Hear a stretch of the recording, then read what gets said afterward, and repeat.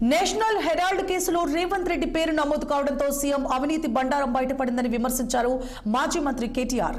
వెంటనే బాధ్యత వహించి రేవంత్ రెడ్డి రాజీనామా చేయాలని డిమాండ్ చేశారాయన. ముఖ్యమంత్రి పీఠ గౌరవం, నైతికతను కాపాడాలని కేటీఆర్ కోరారు.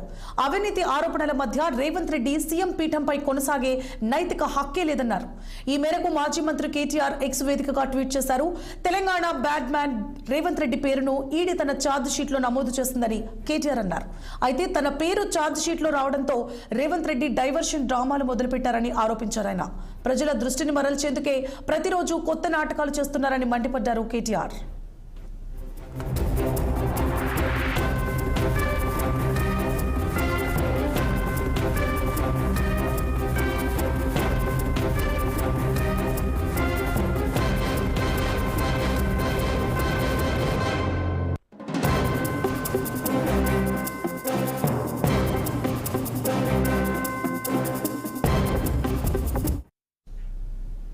కడప జిల్లాలో ఎటువంటి కరోనా కేసులు